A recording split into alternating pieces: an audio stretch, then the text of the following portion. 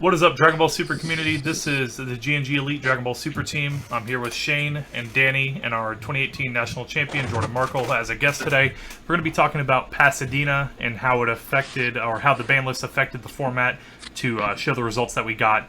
And we're going to be talking about some of the traits and skills you find in competent players, and some things that you could look at improving or focusing on to make yourself a better player in the long run. So, like I said, we'll start with Pasadena. With the recent changes to the ban list, we see a big meta shift. Janemba's come back into the game, Toa has a good representation, and Pan winning both the open and closed invite event is rather different from what we've previously seen, where there was a ton of Green Broly, there was a ton of Height of Mastery of different forms. The top 8 from the event was 3 Toa, 2 Janemba, 1 Pan, 1 Baby Vegeta, and 1 Skillless. There's a noticeable lack of any Height of Mastery decks, Purunga, or Chilai, or Broly, or any of it, and no Green Broly. In fact, there's actually no green leaders at all. No yellow leaders either. It's all black, blue, and red. So, I think Toa and Janemba make a whole lot of sense, and so does Pan, honestly. So, Toa didn't lose anything, like, whatsoever to the ban list. Because even decks like Shenron Gogeta kind of lost something in Bad Ring. Kinda. And Toa was already the best control deck, so players wanting to play control flocked to Toa. Like, nobody's really playing Dende as a control deck anymore. Right. And then Janemba and Pan both benefit at the beginning of fresh formats from being just like uber consistent and always being on the same game plan. So it makes sense that players went to those decks looking to do well. Yeah, I agree with that for sure. Chain Tag Zeno has always been a pretty good deck. It's even been the best deck at some points in the game, but it's never been a bad deck. It's always been good. Toa being the control deck, I don't have much experience with Toa, but I mean it's been gaining a lot of popularity recently, and that's not really too much of a surprise. No battering. Janemba's instantly back in the format. That was one of the cards that really kept the deck at bay. And so without that, I think Janemba's not in too bad of a spot. I know Chain Zeno's kind of a rough matchup, but the other stuff it can beat. Without battering, it's kind of tough for aggro decks to finish it off. So it's a good counter aggro deck. But no Shenjita and no Broly Victory Strike in top 8 is still surprising to me. The Open Regional did have Shenron Gogeta in the finals, if I remember correctly. Or it might have been quarterfinals. Yeah, I heard it was in top 4. It is also worth mentioning there was Broly Victory Strike decks in the top 16 of the Invitational, but they lost in the top 16. Right. Yeah, that's what I heard as well. Good. Definitely refreshing to see some other decks, for sure. So, like I saw with, like I said before, no green or yellow leaders in the top 8 of the closed regional.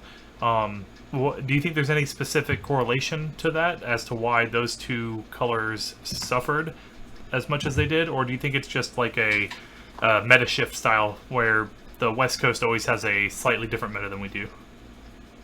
No, I think they just don't have like a super consistent that was just, like I said, like Toa, Pan, and Janemba are just in color. Their colors are kind of irrelevant. They're just super consistent and already good. Right. And like even then Skillless for the most part is the same way. Mono blue or whatever, like it just kind of does its thing regardless. I think that changes with the next coming set though. Yeah, for sure. Think, green will definitely see a resurgence. Oh, absolutely. Especially with that wonderful card you love so much, Vegeta the Cruel. It is my favorite card out of the new set, absolutely. Marcus got to see me play it in sealed. He's like, wait, what's that do? Alright, it's dead. It's not like we had a podcast to talk about it. Yeah, we did indeed talk about it. I talked about it quite a bit. And I keep learning more things about that card every day that I think about it some more. It's definitely good. I'm excited for the next set. This just helps to prove that I think we're in a much healthier format. The bans didn't do anything other than increase interactivity between the players. Like, yeah, battering is another card you can play on your player, but it's not really. That's not an interactive card. No, it So- is denying interaction. It is not Yeah. interaction. Right, your interaction is playing a card, and your opponent's interaction is playing a counterplay to that card or negating an attack or whatever, you know?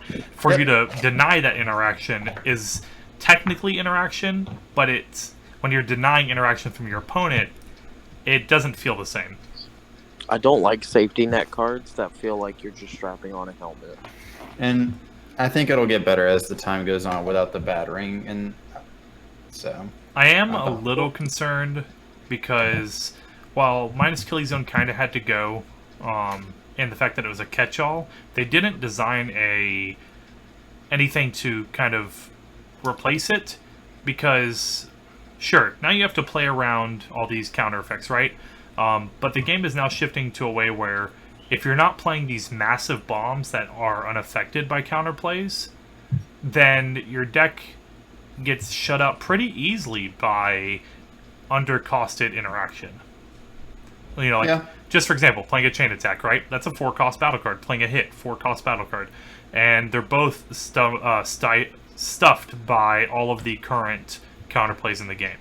The only exception being Hidden Power of the Sands, because that's optional. You get to choose if your card resolves. But if you leave the energy up for that, then you deserve it, right? Like you left the energy up, which means you probably had a suboptimal turn. You took that instead of having a fully tempo out turn. You took that turn to be able to play a little more control, or you're playing a control deck. And if you're playing into that, then you should expect that, right? You see some green energy up, you should expect the Vegeta to accrue. No, I agree in that, like, there's obvious tells that it's going to be something that your opponent can interact with. But think of the fact that this game may end up getting to a state where certain decks are going to turn 7, 8, and 9, right? Because that could happen depending on how the game shifts. I doubt it's going to happen, but then you're in a spot where, like, I'm like, play my bomb that you can't interact with. And if you're not playing bombs that I also can't interact with, then have fun. But there's not really anything anymore that you can't interact with, right? Anything with deflect. Mutato. Right, but if you're waiting till turn 7, 9, Mutaito doesn't do anything. I mean, but there's decks to check that, right? And you have, like, Chain Attack Pan. You have Hit. And Chain Attack also gets hit by all the I mean, counterplays. I'm just saying. I think like, all this boils down to is give it time and let there be a format without a defense to counterplay. yeah, I mean, we'll see what happens. It's concerning. We'll let it develop and see. I mean, Like they're not going to release all these counterplay cards and then immediately, like in the same set, release something that just says "Fuck you, new cards." Prison Rule Free is the best deck now. yeah. Maybe, I mean, think, the Dexum does some cool stuff. but I think there's a big reason. The big reason why there wasn't really many green or yellow leaders in the top 8 Pasadena was because the main ones that were played were the yellow Broly, still very good, and the green Broly, but both of them relied on Cold Bloodlust. Yeah, and that's so fair. that going to one definitely probably turns some people off. And they both could run battering, and some did, some didn't. But I mean, you know, I do they think just, also got some hits. some a relevant thing to think about is that the invitational players. I'm not saying all the good players are in the invitational, because obviously, like Jordan, you had to play in the Pride event, Danny, Oh yes, and like some other people. But like very fun. majority of the better, like well-established players are playing in the invitationals, and those are the kind of guys that are going to take bigger risks for bigger rewards. Oh, for Whereas sure, like for sure. the open regional seems much more kind of classic, where you had Shenron Gogeta and like Broly Victory Strike in the top 8, I think. And that's because these are players who are taking safer picks, because they're probably mainly just trying to get their invite. Bro, I made the safest pick in the safest tournament. We just out here getting that invite, you know. Hey, I'm all about that life too, man. Same. We take Get a out of risk here, for Marcus. Nats, bro. Yeah, risk. Well, play Storm. Risk Renats. But yeah, So interesting results for sure. you're seeing the way the ban lists affected the meta and the results from these events. Do you think we're going to get a similarly impactful result from the release of Set 7 officially? Yes, but I feel like most of the cards are just support cards. There's not like that Gohan deck is probably not that bad. The Hit deck is probably not bad. The Raditz deck isn't quite there. I don't think it's not. Maybe I'm wrong, but it doesn't look like it's quite there. So those are the Red two. Green Alliance is going to be tier 1. You think so? I'm not saying like Red Green like set 7 archetype, but a Red Green deck relying on Alliance Probably. will be tier 1. Or a rival. I can I see think. that. Or that's what I meant. I'm sorry, I meant a rival, not Alliance. My bad. I mean, Alliance is good, is a but- nasty card. Yeah, Kaioken. Kaioken's one of my, probably my favorite card of the new set, to be honest. It's But I mean, weird. that's Jordan, I think it was before. That's because it's nuts. I think it was before Jordan popped in. We were talking about how like Hercule Kaioken seems Fuck, like you're a good giving away route my for the template. secrets. Edit that out. I'm just Just like Hercule like incentivizes you to defend life early to filter, insane. and then you have a bunch of life when you play the Kaioken to just like win. Oh yeah, for sure. Yeah, he's so I mean, upset. the card is literally just nuts. I mean, I don't know about any leaders in particular. You know, you can get out of any This place. is how you make me feel. Just Your dog's gonna, that deck idea. your dog's gonna eat that. Back To be with fair, we have Hercule proof of Kaioken that. was You my said it idea. first You're playing something else. before it gets eaten. All right, so Oh my. we can kind of move on to the first topic about like what trait would you say is the most important skill or trait to have as a player if you want to perform well in card games? And we'll start with Shane. So are we just skipping Otakon?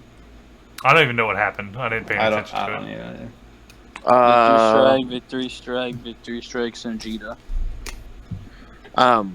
If I remember correctly, Pretty skillful. There was a pretty Demigra. skillful There was plays. Demigra. No disrespect. There was the Demigra, 2 Victory Strike, and a Sanjita. But Much and skillful. Shenron's Lair such ended well. up winning the event.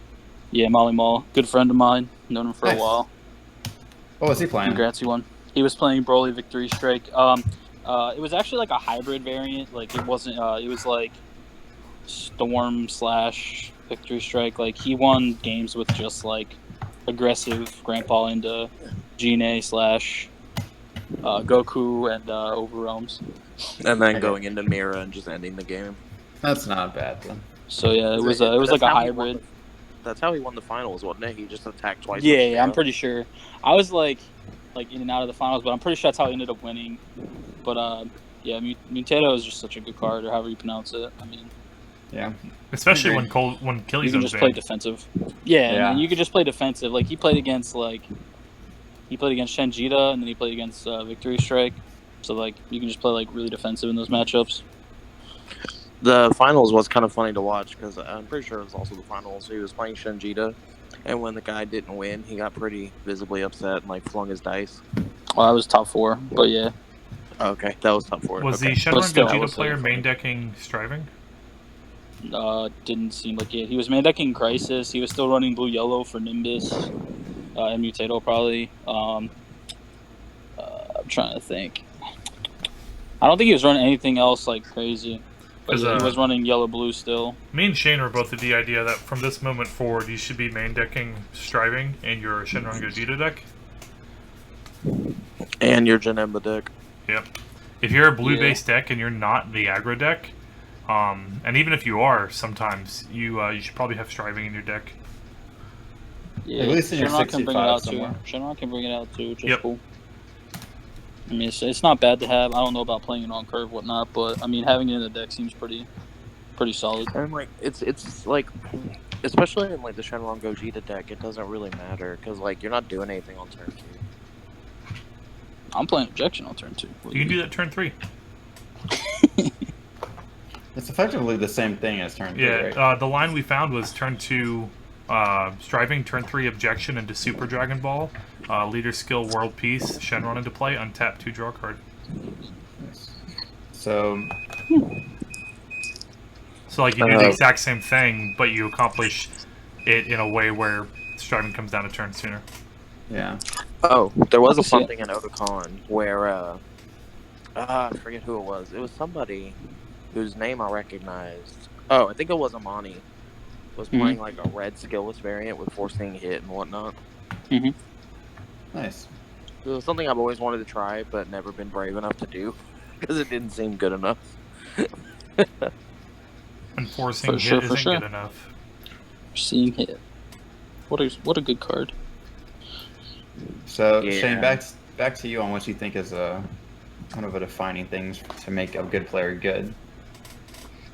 Okay, so let me gather my thoughts on this since we recorded this a week ago and I don't really remember. All right, Danny.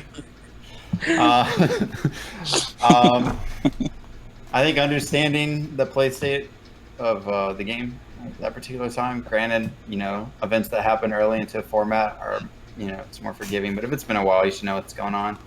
And then just testing and having a good understanding of what exactly you're trying to do. That testing is definitely going to make you a key player, because once you start to see that and you test a lot, then you can start to think a turn ahead. Then you can go about 2 turns ahead, and that's probably where you want to stay in Dragon Ball, is about 2 or 3 turns ahead. Any further than that, you'll just goof up. So. I don't know. I'm going to be honest. I don't think ahead. I've always been weird about Dragon Ball when it comes to planning ahead, because unlike other card games, you see so many cards over the course of a turn or 2 that plans can change entirely in just 1 turn.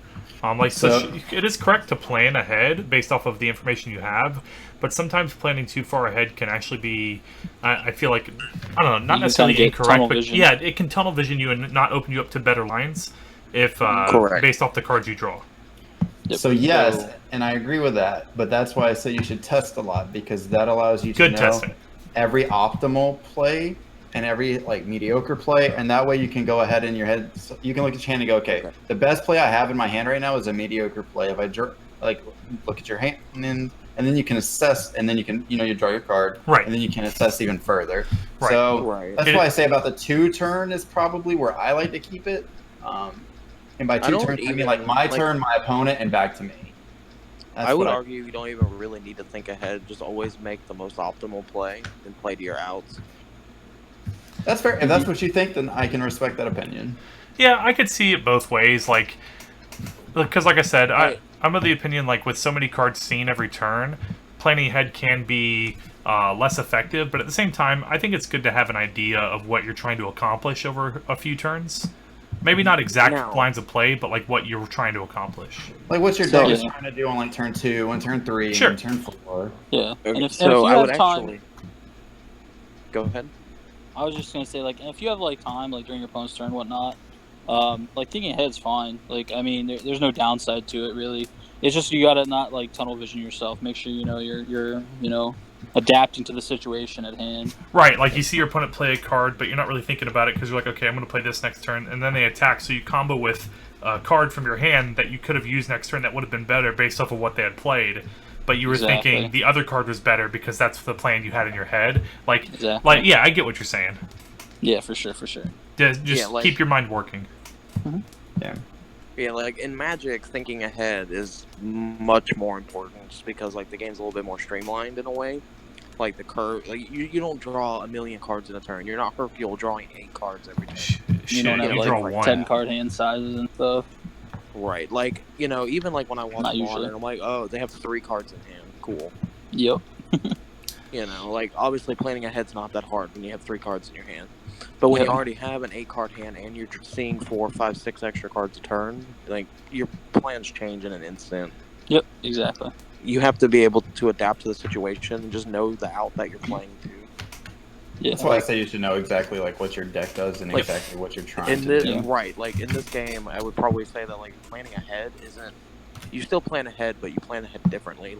You plan ahead, but you're out to what you think they're gonna do, and maintaining that out in your hand instead of using it as energy. Because that's one thing where a lot of people screw up. Is they charge a card they're going to need because they don't realize it. Yeah, for sure. And just adapting to the game stage, a good a good title, that could be thinking ahead. That could be just looking at the board, stuff like that. It's just a good generalization. But I have 4. I have 4 down here that I have, and you guys touched on preparation a little bit, Danny. Preparation is huge. That could go into your deck choice, testing, so many things there. We already talked about adapting to game states. very important. We're drawing so many cards.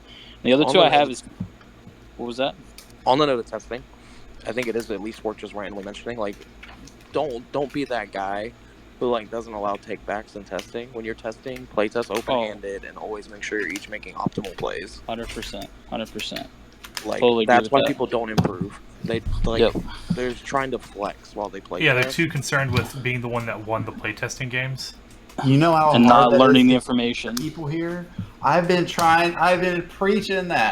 preaching when I've been testing with these people, and I'm like, just play open-handed, and they're like, well, you'll make plays off that.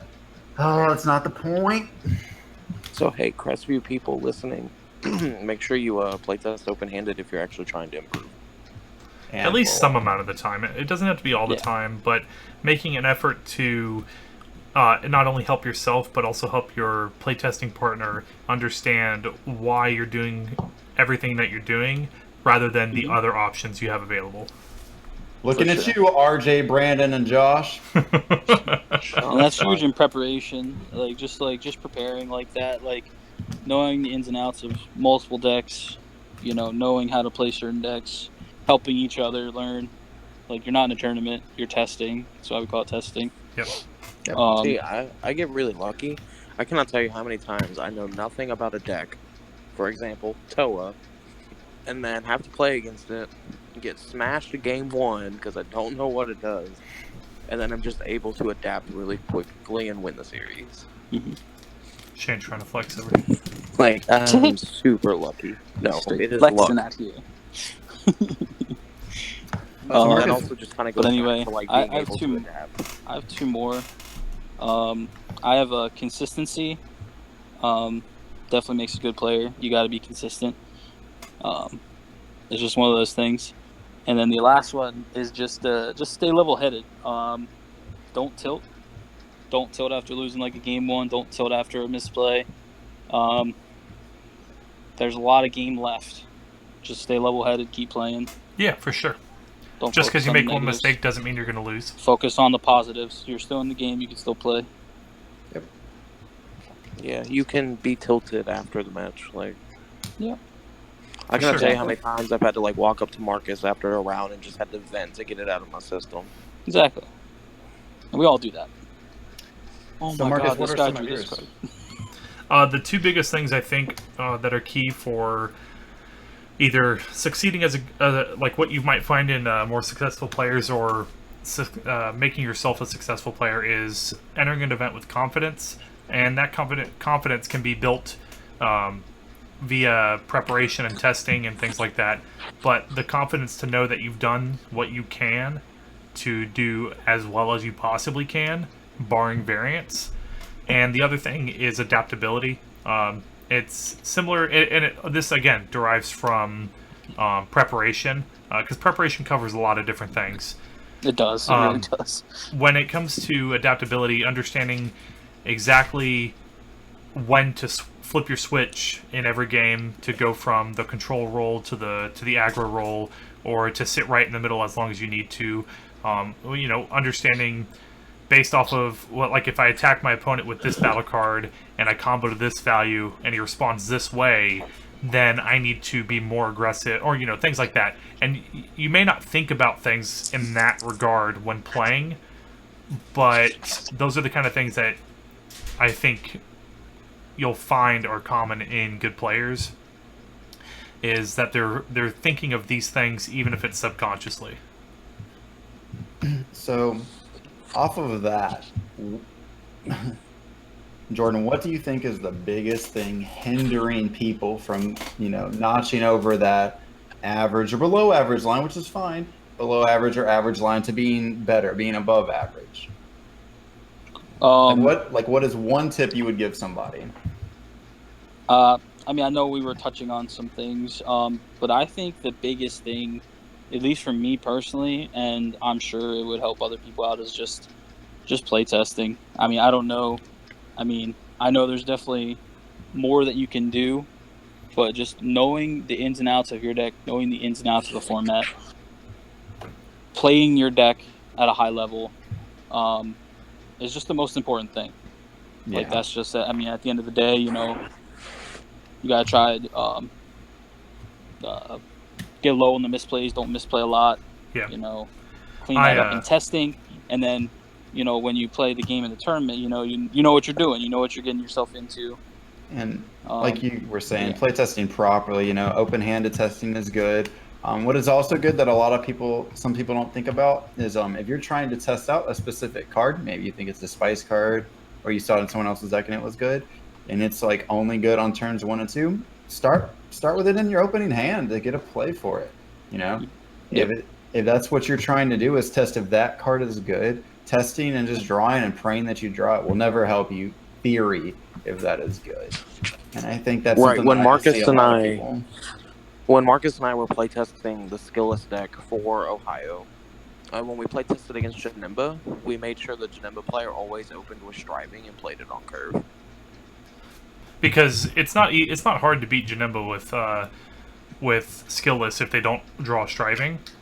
So the goal is to understand how to win that matchup if they draw the Striving. Yep. And that's really good playtesting practice. To kind of piggyback off of that, one thing I think players can do to improve that a lot of people don't do is admitting fault. Understanding when they make a mistake and owning up to it rather than trying to equate that mistake to some form of variance or something their opponent did or something outside of their control. Yep. Your opponents aren't always beating you just because they got lucky. Right, exactly. Yeah. There was a play that happened somewhere in your game that you could have done differently 99% of the time that would have changed the outcome. Yeah. And sometimes there is that, you just sit down and you're destined to lose that game. Like maybe you go G to 7 them, but you're at 1 life. You got to go G to 7 off. They burned all their cards and they top deck the 1 card that'll kill you. And that's a feels. Yep. And that's a feels bad moment, but that's never something you should obsess over. Like maybe for a quick time, be like, man, that stinks. But then at the same time, good game. It's because at every point in time, we've all gotten lucky to sack a win. It just happens sometimes. To refute your point, you should have just cut your opponent's deck better. I'm gonna cut you better. Is what I'm gonna do. Just shuffle better, dude. I mean, I literally, Marcus can confirm, I literally tell people they need to get better at shuffling all the time, and I'm dead serious. I also think, when you go to an event, it's always good to think that you want to top, but don't be so, worried, so obsessive about top that if you lose a game, you tilt yourself. Just try and sit down and play. When I sit down from an opponent, now I just say, okay, I'm just going to play as optimally as I possibly can. I'm going to play as best as I can. I'm going to do my best to not make any play mistakes. And that's how I play. And if you do that, then chances are you're going to win that game. That'll help to keep from tilting for sure. Yeah. Yeah, definitely just staying level-headed. That's really huge. We kind of skipped Shane, though, so let's go back to him. Did you formulate your thoughts, Shane? I'm sorry, what? Did you organize your thoughts on what you think makes or what you I've find had in good mine players? ready for a while. Yeah, I figured, and that's why I came back to you. Go ahead. Can you hear me now? Yes. Okay, so I'm gonna kind of go ahead. Or any of that other stuff. All right, you cut out a little bit, but keep going. So I think the first thing that anyone needs to do in order to improve and whatnot is you have to, and I'm kind of stealing this from Zap a little bit. You have to know your goal, what your goal is as a player, and actually take the proper steps to achieve that goal. And that's where a lot of people go wrong. Right, say picking X deck, trying to win the event when X deck is most likely only going to make you get top 16 or something, right? And if your goal is to win, you should have picked another deck. Right, so if someone comes up to me and they tell me, say, I'll use Ohio as say someone came up to me right before Ohio and said, yeah, I want to, top 8 Ohio or win Ohio. Because, I don't know about you, I go in trying to win. I'm not trying to top, I'm trying to win. And they come up to me with either one of those goals, and they're like, yeah, I'm going to play Slug. You're not trying to attain that goal properly. All you're trying to do is ruin Janemba Players' Day. no, like you're trying to be the first one to top with something spicy or Right. like something rogue, like whatever. And that's cool if that's your goal. That's your goal. But if you're trying to play something rogue and stuff like that, then your goal isn't to win the event. Like you have to make the right choices and do the right things to set yourself up for success. And sure, that's like one of the earliest things you have. with variance, it's always possible for someone to have that goal and achieve it using the strategy that they wanted to use. But it's not a reliable strategy, and it's not something that I would ever recommend. Right, like don't get me wrong, there are going to be random decks that pop up out of nowhere, like Yellow Dende. It's very few and far between. And like I'm not saying you have to go play Broly Victory Strike to win the event. That's not what I'm saying. Like we went into trying to win Ohio, and yes, we played skillless. There's not a whole lot of spices in skillless. Not that many people were playing the pure aggro strat like we were with Dimension Support. And 4 Krillins. Right, and you know we were pretty close to achieving our goal. We're pretty close. So like you can still be kind of spicy while trying to win the event, but there's like a limit. Danny, you trying to write backwards, my friend?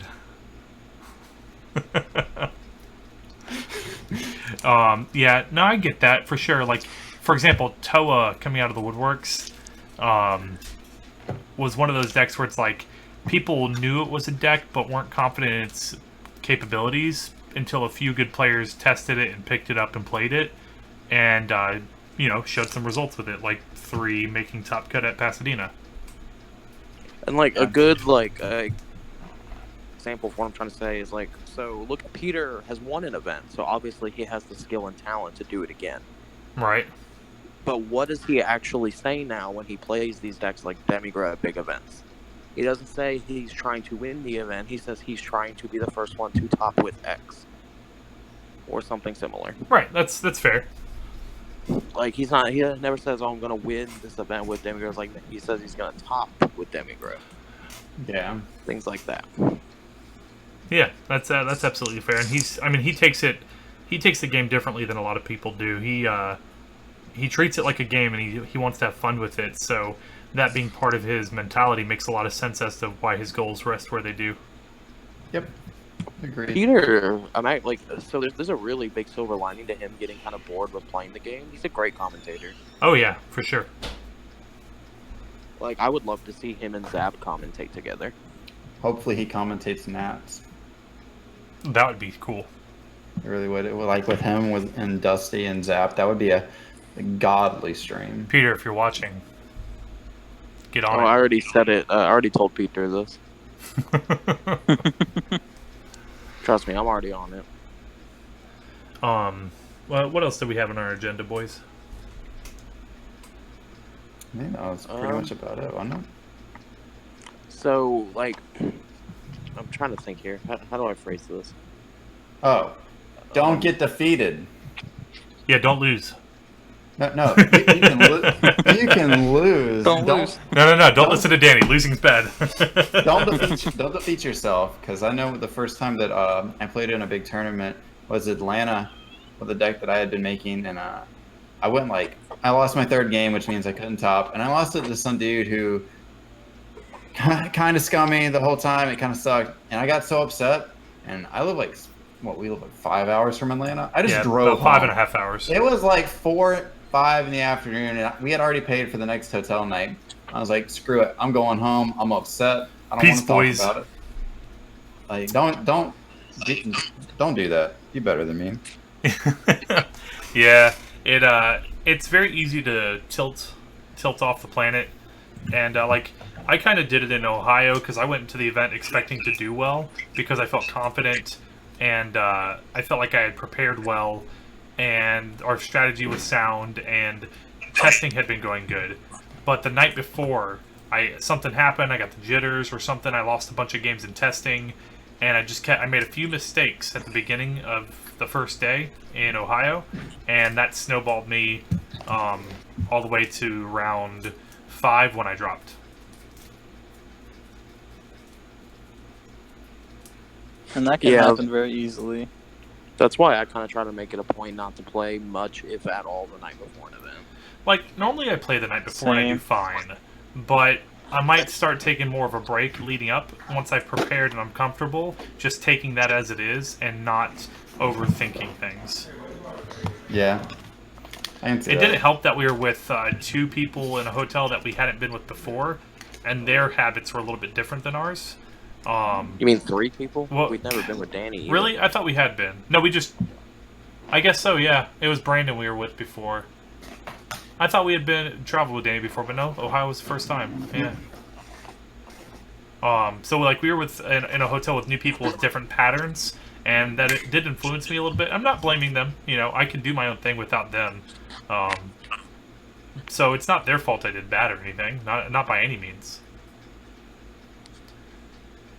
It's just it definitely showed that like doing things a little bit outside my normal did affect me in a different way than I'm used to.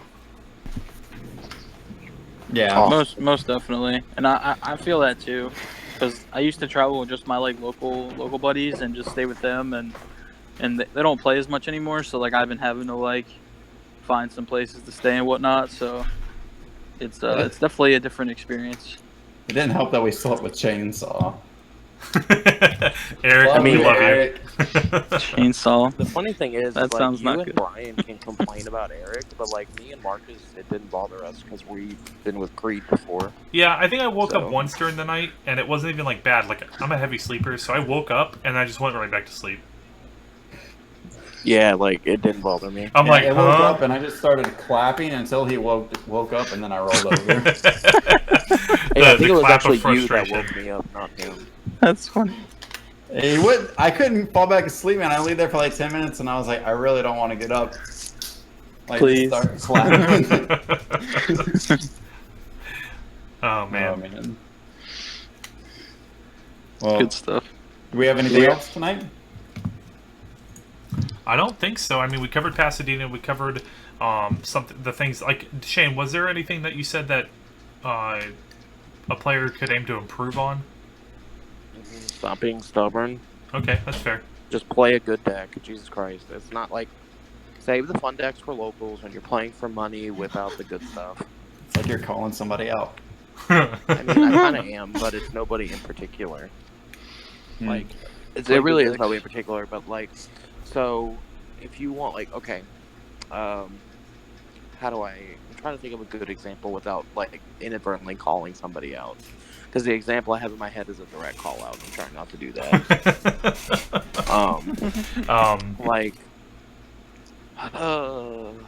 Like me and Atlanta last year. Just play good decks. Just play good decks. So like, if you're really want to expecting play the top. If you really want to play Chain Attack, don't play like Chain Attack SS4. No, like if you want to play Chain Attack or some other like already known like theme within your deck, don't play something stupid like Starter Coup just because you want to be that guy playing Starter Coup. Right. You want to be that guy that revives it. Play Rudagarn or Pan because it's already established and or is Baby obviously even, the you better know. choice. Or you play it in the best deck in the upcoming format. Confirmed. Bam! Piggy. Can play Familial Bonds for free. Confirmed best deck. Like, I cannot tell you how many times I've seen people in our area just like handicapping themselves for the sake of being different.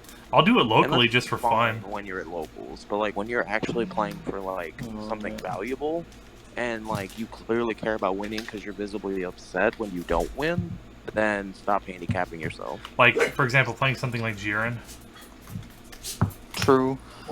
Like, I'm honestly at the point where I feel like a lot of players handicap themselves because like they don't want to face that reality of like having to admit that they're not good enough, and that's the first step you have to take to actually get better is admit you're not good enough. Yeah, you have to be willing to understand to get better. Yep. It's very true. Like setting your ego aside and being able to admit that you're like, I mean, I don't want to say bad, but like, yeah, you know, that you suck. Bad. That like you have to be able to admit that in order to get better. Yeah. Jordan, did you have anything left, man? No, I touched on most of the things. But no, I think I'm pretty well good here. I got you. Well, I Jordan, came in with the hot take. Definitely. Definitely, if anybody wants to leave any comments on the video or on Facebook about what you want us to talk about next time, for sure, please do that. But I think Danny's going to close this for us. Yep. So Jordan, again, thank you so much for coming on, man. I know you take time out of your day. It's really it means a lot to us. Yeah, thanks to you guys Doing for it twice. having me on. Yeah, it's no problem, man. I'll be back on anytime you guys want me to. Just hit me up. Oh, it's awesome. 100%. Guys, it's been fun. And remember at your next event to stay elite.